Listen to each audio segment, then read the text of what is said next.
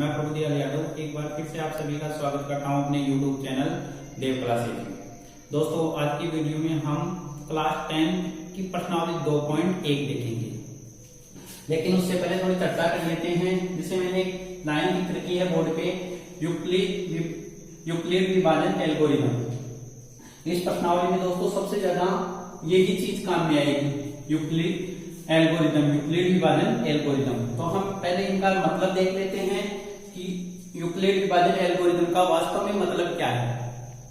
परिभाषा देख लेते हैं। वैसे गणित में परिभाषाएं काम में नहीं आती है, इसलिए मैं इन वाक्य को थोड़ा बता देता हूं कि एल्गोरिथम, यूक्लिड विभाजन एल्गोरिथम होती क्या है। तो सबसे पहले देखेंगे एल्गोरिथम।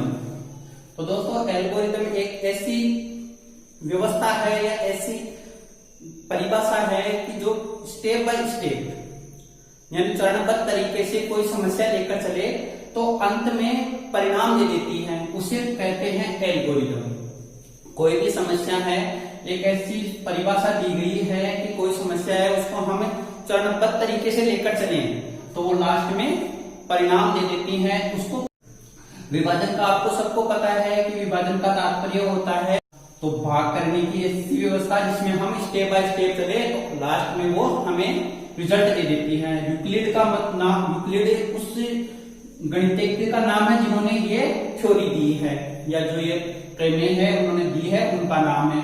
अब देखते हैं एल्गोरिथम काम कैसे करती है। जैसे मान लीजिए कोई भाग है 13, इसमें मैं भाग दे रहा हूं 4 का। तो हमें बचपन से पता है कि हम जब भी भाग करते हैं तो स्टेप बाय स्टेप चलते हैं। तो सबसे पहला हम काम करते हैं कि 4 की टेबल को ऐसे देखते हैं कि इस 13 से या तो इसके बराबर आए, 4 की टेबल में जो अंक आए, जो इसका गुणा है वो 4 की टेबल में या तो इसके बराबर आए या इससे छोटा है, इससे बड़ा नहीं है। पहले स्टेप यही करते हैं। तो 4 का पढ़ा हम जैसे बोलते हैं 3 बार। तो पहले स्टेप में हमने देखा कि जब हम 4 का पढ़ा बोलते हैं तो वो 3 बार आता है, तो 3 इस कोष्टक में लिखते हैं और 12 लिखते हैं यहाँ नीचे। अब दूसरी स्टेप में करते हैं बाकी, तो बाकी करते हैं तो ये बच गया 1, तो शेषफल। अब देखिए इनका भी कुछ नाम है, जैसे जिसका भाग दिया, जिसमें भाग दिया, जो भाग आया वो नीचे बचा, उनका भी कुछ नाम है। तो जैसे इसको कहते हैं भाजक, इसको कहते हैं भाज्य, इसको कहते हैं भागफल और इसको कहते हैं शेषफल। तो दोस्तों इसमें यही काम में आने वाला है। इस प्रश्नावली पूरी में यही सारी चीजें काम में आएगी। यूक्लिड जी ने इसके लिए एक सूत्र बना दिया, उस सूत्र से हम प्रश्नावली 2.1 हल करेंगे।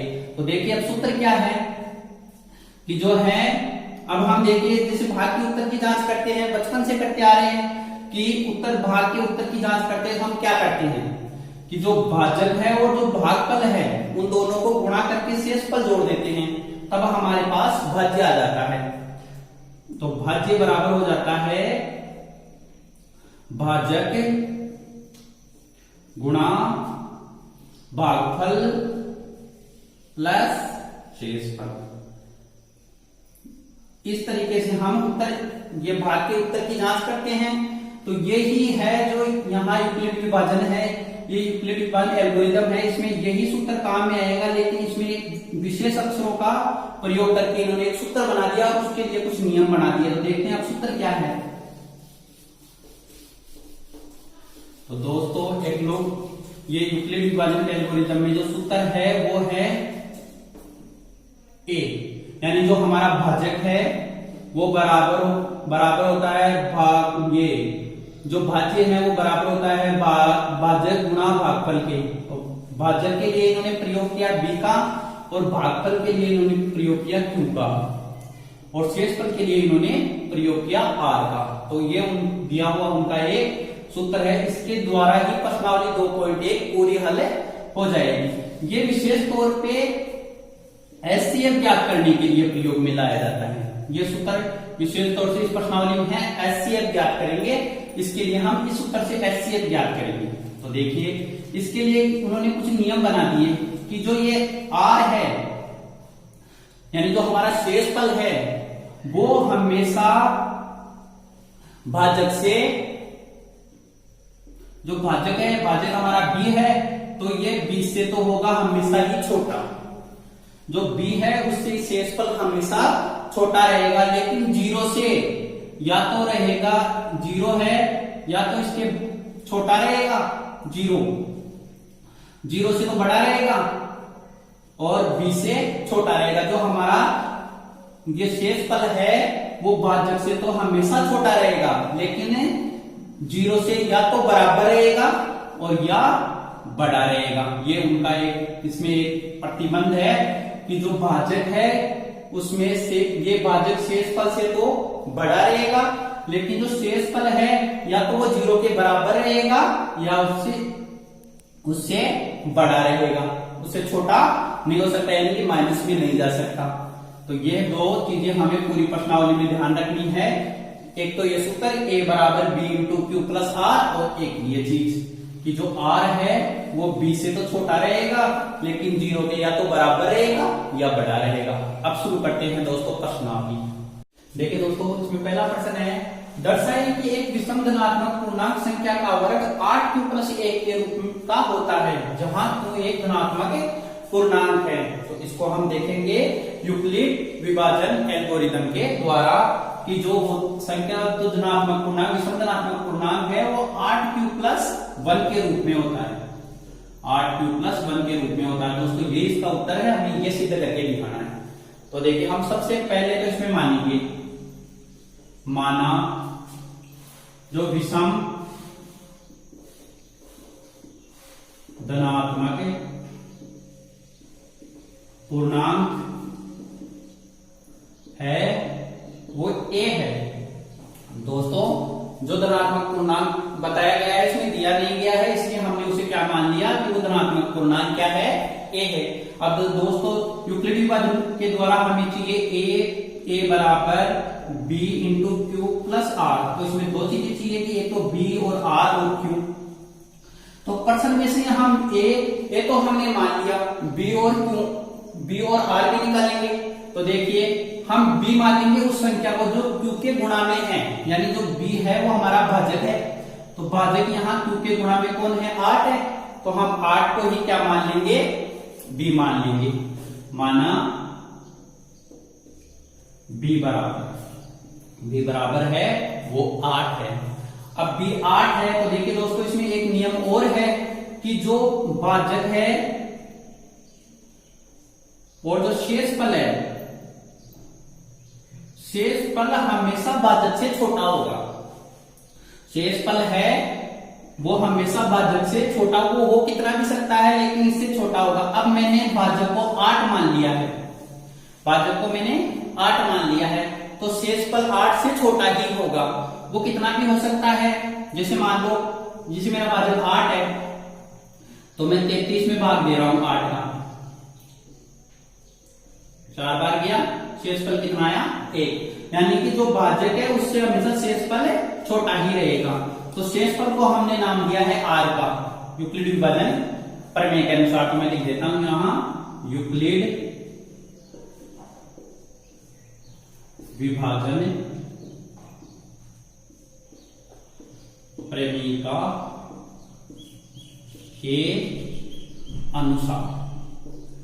तो पहले तो वो लिखेंगे कि यूक्लिड विभाजन है क्या, तो वो है a बराबर b into q plus r, ये है।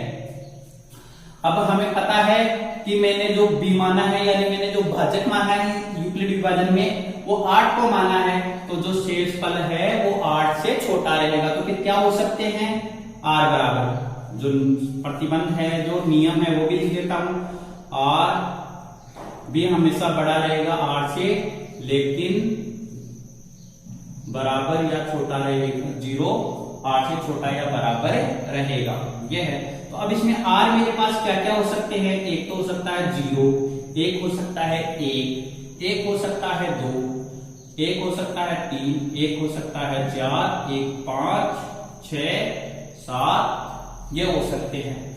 8 के बराबर भी नहीं हो सकता, 8 से बड़ा भी नहीं हो सकता, 8 से छोटे हो सकते हैं। 8 से छोटे मेरे पास ये संख्याएं हैं, तो इनमें से कोई मेरा एक शेषफल है। अब देखिए दोस्तों, मुझे इस प्रश्न के अनुसार चाहिए 1, लास्ट में मुझे 1 चाहिए, तो इन शेषफल में मैं इसका प्रयोग करूंगा 1 का। जो शेषफल है मेरे पास 7, उनमें से केवल 1 लूंगा। तो यहां लिख दूंगा स्थिति प्रथम, या स्थिति 1 ही बनेगी दोस्तों इसमें। फर्स्ट में r बराबर 1 रखने पर। अब देखिए दोस्तों, इनका जो सूत्र है उसमें उसका मान रखते हैं। तो 1 की जगह तो रखेंगे a का a, b की जगह हमने जो माना है वो रखेंगे 8, q को थोड़ी देर के लिए हम मान लेते हैं m, जिससे सवाल गलत नहीं हो, और r की जगह रखेंगे 1। अब कह रहा है धनात्मक संख्याओं का वर्ग, यानी जो हमारे पास है उनका वर्ग करना है। तो वर्ग करेंगे तो लिख देंगे दोनों पक्षों का वर्ग करने पर। तो यहां 1 का भी वर्ग कर देंगे और 8m प्लस 1 का भी वर्ग कर देंगे। अब 8m प्लस 1 का वर्ग कैसे करेंगे? तो हम करेंगे इसको इस विधि द्वारा, जो अपनी सर्वसमीकरण है a प्लस b का होल स्क्वायर द्वारा। तो क्या बनता है? a square plus 2ab plus b square, ये बनता है। तो a स्क्वायर तो जैसा है वैसा का वैसा रखेंगे, बराबर यहां कर देंगे सबसे पहले है a स्क्वायर, तो हम 8m का स्क्वायर कर देंगे। 8m का स्क्वायर सीधा ही कर देता हूं दोस्तों, 64m स्क्वायर होता है, ठीक है। फिर है 2ab, तो 2 हो गया इंटू 8 एंड इंटू 1, तो हो गया 16m प्लस 1, ये हो गया। अब देखिए दोस्तों a स्क्वायर, अब हमें इसमें चाहिए 8 क्यों चाहिए, ठीक है। तो हम इस सवाल में से एक को तो अलग रख लेंगे, इन दोनों में से 8 को बाहर निकालेंगे या 8 को कॉमन ले लेंगे।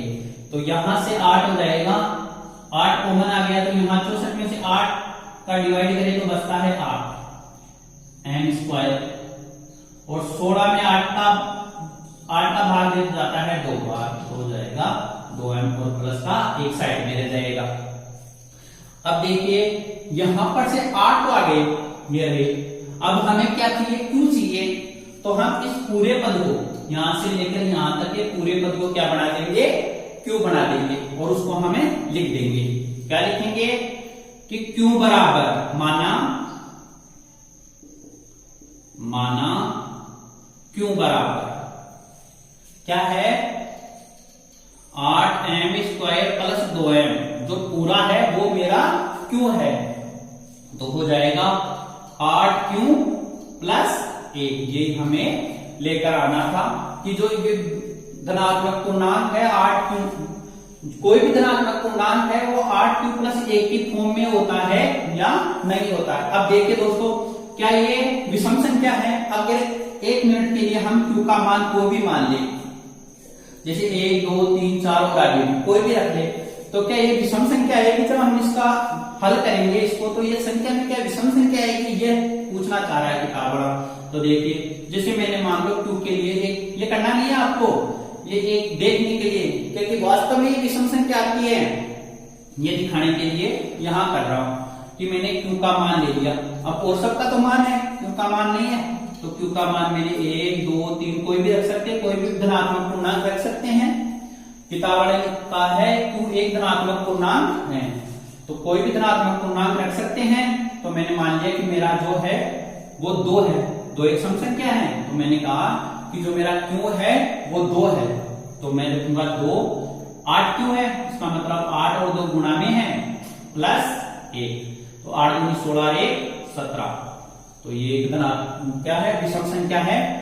कोई भी मान रखेंगे तो यहाँ पर विषम संख्या ही आएगी। किताबड़ा कह रहा है कि 8q प्लस 1 विषम संख्या के रूप में होता है क्या? तो हमने ये सिद्ध करके दिखा दिया कि हाँ भैया, ये जो है वो विषम संख्या के रूप में ही होता है। जैसे देख लीजिए, दूसरा लेते हैं q का मान। q का मान मैं 6 रख रहा हूं 1 मिनट के लिए, तो हो जाएगा 8 इंटू 6 प्लस 1, तो 8 से 48 1 49, 49 एक विषम संख्या है। कोई भी मान रख लीजिए, जैसे मैंने q का मान लिया 100 है मेरा, तो 8 इंटू 100 प्लस 6, 8 और 100 को गुणा करें तो हो गया 800 और प्लस 6 हो गया 806, 806 सॉरी 1 6 थोड़ी 1 है, 800 प्लस 1 हो गया 801 और 801 मेरी एक विषम संख्या है। तो ये था पहला प्रश्न। प्रश्न नंबर 2 है यूक्लिड विभाजन प्रमेय द्वारा दर्शाइए कि किसी भी धनात्मक पूर्णांक संख्या का घन नो क्यूब या नो क्यूब प्लस 1 या नो क्यूब प्लस 8 के रूप का होता है जहां क्यू एक पूर्णांक होता है। तो सबसे पहले दोस्तों प्रश्न को वैसे ही शुरू करेंगे, माना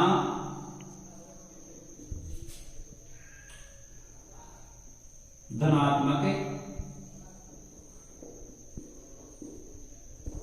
पूर्णांक वो है मेरा ए है, माना धनात्मक पूर्णांक है वो मेरा ए है। अब जो हम बी मानेंगे दोस्तों वो हमें प्रश्न से ही मिल जाएगा, सब में नो नो दे रखा है तो हम बी को सीधा ही नो मान लेंगे। माना बी बराबर है वो मेरा, माना बी बराबर है वो मेरा नो है। ठीक है, अब लगाएंगे हम यूक्लिड विभाजन प्रेमिका। यूक्लिड विभाजन प्रेमिका क्या है, वो है कि a बराबर भैया होता है b into q plus r, लेकिन जो r है वो q से तो होगा, सॉरी b से तो होगा छोटा, लेकिन 0 के या तो होगा बराबर या होगा बड़ा। ये है। अब देखिए दोस्तों इसमें मेरे पास a हो गया और b हो गया। अब देखिए इसमें r, अब r क्या क्या हो सकते हैं, तो इसमें r हो सकते हैं, मेरा b 9 है तो r 0 से लेकर 8 तक हो सकते हैं। तो मैं यहाँ मेरे r भी लिख देता हूँ। जो मेरे शेष पद है वो क्या क्या हो सकते हैं, तो वो 0 हो सकता है, 1 हो सकता है, 2 भी हो सकता है, 3 4 5 6 7 और 8। इस प्रश्न को इनमें से कोई 3 संख्याएं लेकर हल करेंगे। जो r है मेरे उनमें से इन 8 r में से कोई भी 3 r लेके इस प्रश्न को हम हल करके दिखाएंगे। तो मैंने जो पहला r लिया है स्थिति प्रथम में, स्थिति प्रथम में जो r लिया है r बराबर मेरा 0 है, r मेरा 0 है। तो देखिए यूक्लिड विभाजन प्रेमिका में हम उत्तर में उसका मान रखेंगे, तो a बराबर 1 का तो a, b की जगह रखेंगे 9 इंटू क्यू को थोड़ी देर के लिए मान लेते हैं कि ये मेरा m है और r की जगह लिखेंगे 0। अब कह रहा कि घन है, क्या करना है, दोनों को संख्याओं का घन, तो दोनों पक्षों का घन कर देंगे।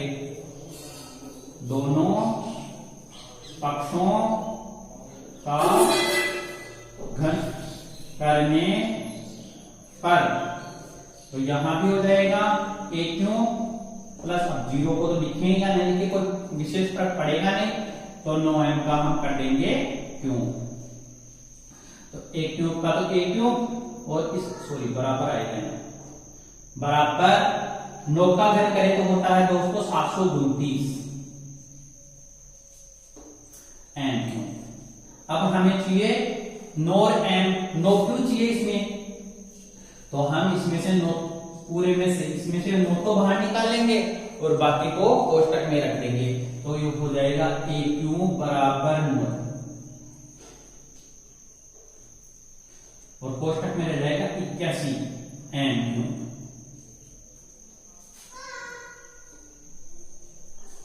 देखिए अब मैं क्यू थोड़ी देर के लिए क्यू मान लूं, तो मेरा माना क्यू जो है, माना क्यू बराबर मेरा जो क्यू है तो 9 को तो हमें चाहिए, बाकी जो 81 m क्यूब बच गया उसको हम बना देंगे क्यू। तो यहां हो जाएगा क्यू बराबर 81 m क्यूब। तो यहां हो जाएगा 9 और साथ में क्या जाएगा, जो हमने बनाया 81 m क्यूब को बना लिया क्यू, तो क्यू। ये हो गई मेरी स्थिति प्रथम कंप्लीट। अब स्थिति 2, स्थिति 2। अब मुझे 2 में क्या चाहिए, देखिए 1 चाहिए, तो मैं सीधा कर लूंगा इनमें से r बराबर, स्थिति 2 में मैं रखूंगा, स्थिति 2 है उसमें r का मान है वो मेरा है 1। स्थिति 2 में मेरा r का मान कितना है, 1 है। तो देखिए यूक्लिड प्रेमिका वापिस लगाएंगे, वो है a बराबर b into q plus r।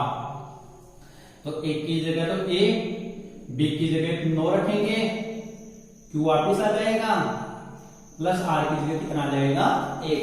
हम दोनों पक्षों का क्या करेंगे, यहाँ अवघन करेंगे, तो लिख देंगे इसका भी घन करेंगे, इस पक्ष का भी, इस पक्ष दाएं और बाएं पक्ष दोनों का घन करेंगे, तो लिख देंगे दोनों पक्षों का घन करने पर। देखिए यहां करेंगे तो हो जाएगा a क्यू बराबर, यहां हो जाएगा 9q प्लस 1 का होल क्यू। अब देखिए इसमें कौन सा समीकरण लगेगी, इसमें लगेगी a प्लस बी का होल क्यूब वाली, जो बनाती है a cube plus b cube plus 3a square b plus 3ab square. अब मैं इस b को यहां ना रख के यहां रख दूं तो भी कोई अंतर नहीं पड़ेगा, तो मैं इसको यहां लिख देता हूं b क्यू। इस सरल समीकरण के अनुसार हमें इसको बढ़ाना है, तो यहां तो a क्यूब का a क्यूब रह जाएगा। अब देखिए पहला है a क्यूब, यानी a हमारा यहां है 9, क्योंकि जगह थोड़ी देर के लिए हम मान लेते हैं कि यहां मेरे क्या है m है, लिख भी देता हूं मैं साथ में m। यहां से अगर मैं q लेकर चलूंगा तो गलत हो जाएगा, तो मैं यहां मान लेता हूं कि मेरा जो है ये क्यों m है थोड़ी देर के लिए, तो a क्यू बराबर हो जाएगा 9m का होल क्यूब प्लस फिर है 3a स्क्वायर b, यानी कि 3 इंटू 9 का 9m का स्क्वायर और इंटू में b मेरा यहां है 1 प्लस 3ab स्क्वायर, तो ये 3 का तो 3, 1 की जगह लगा 9m प्लस b यानी कि 1 का स्क्वायर, फिर है b क्यूब, तो यहां कर देंगे 1 का क्यूब। तो देखिए यहां हो जाएगा a क्यूब। अब 9 का घन होता है दोस्तों 729, अभी थोड़ी देर पहले हमने देखा था इसमें 9m क्यूब प्लस 9 का वर्ग हो गया 81, 81 को 3 से गुणा करें तो हो गए 243, तो यहां हो जाएगा 243 m स्क्वायर प्लस यहां हो जाएगा 27 m और प्लस 1 का 1। अब इनमें से हमें सबसे पहले जरूरत है 9 की, तो हम इसमें से 9 बाहर निकालेंगे, इसमें से और इसमें से, तीनों में से 9 को बाहर निकालेंगे। तो यहां से 9 बाहर करूं, कॉमन लूं, तो यहां हो जाएगा 81m क्यूब प्लस 243 में से 9 बाहर निकालूं या उसे कॉमन लूं तो हो जाएगा 27m स्क्वायर प्लस 27m में से 9 कॉमन लूं तो हो गया 3m बच जाएगा और प्लस का 1 साइड में है। अब इस पूरे पद को यहां से लेकर यहां तक वो हम क्यू बना लेंगे। माना मेरा क्यू है, माना क्यू बराबर है वो है 81m Q plus 27m square plus 3m। अब 9 के तो 9, अब इनकी जगह हम लिखेंगे क्यू, हमने मान लिया है प्लस 1, ये मेरी हो गई स्थिति 2। अभी स्थिति नंबर 3,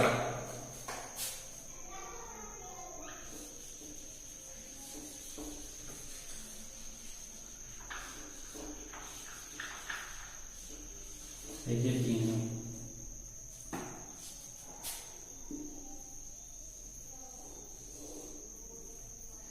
स्थिति 3 नंबर 3, इसमें जो मेरे r की वैल्यू है वो है 2, r बराबर मेरा इसमें 2 है, तो इसमें लगाएंगे यूक्लिड विभाजन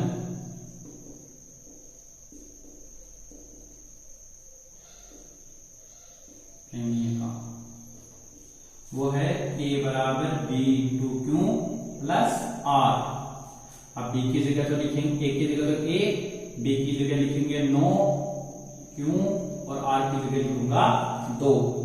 अब दोनों पक्षों का फिर इसमें भी घन कर देंगे, स्थिति 3 में भी दोनों पक्षों का घन करने पर तो यहाँ अगर करूंगा तो a क्यूब हो जाएगा और यहाँ अगर करूंगा तो हो जाएगा 9, क्योंकि जगह लिख देता हूं m, इससे कंफ्यूजन नहीं हो।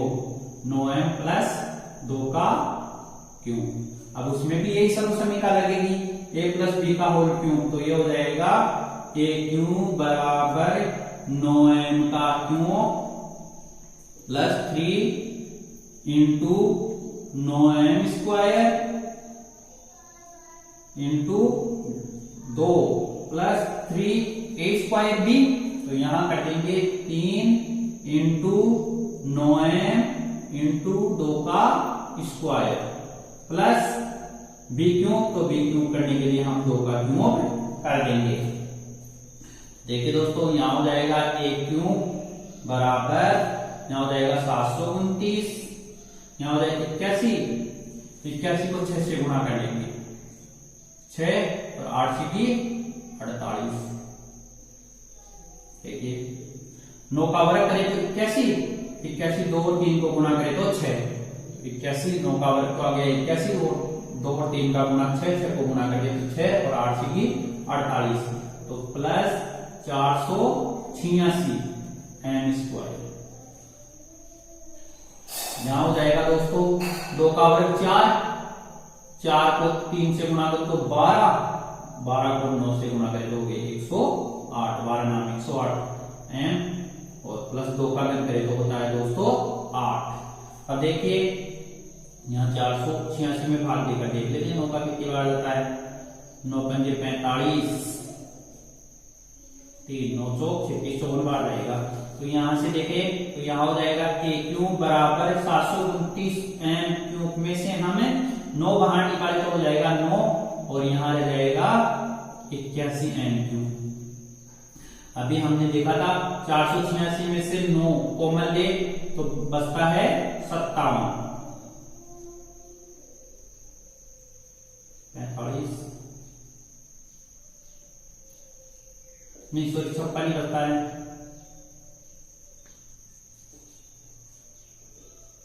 486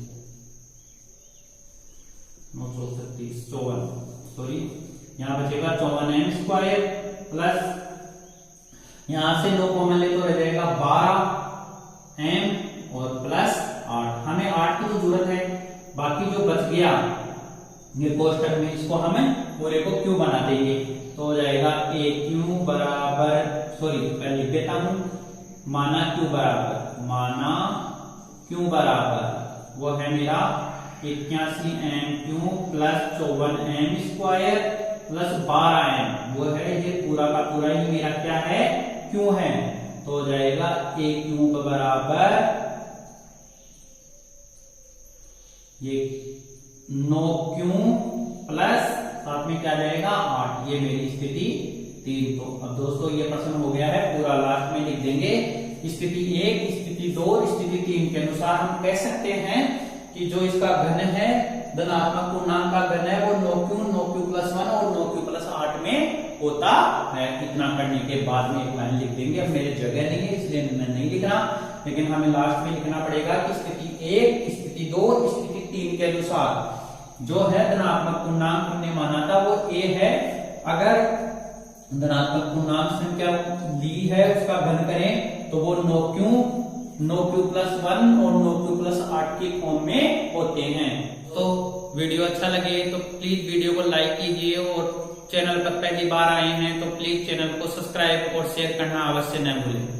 दोस्तों इसमें आज हमने 2 प्रश्न देख लिए, बाकी के 3 प्रश्न नेक्स्ट वीडियो में।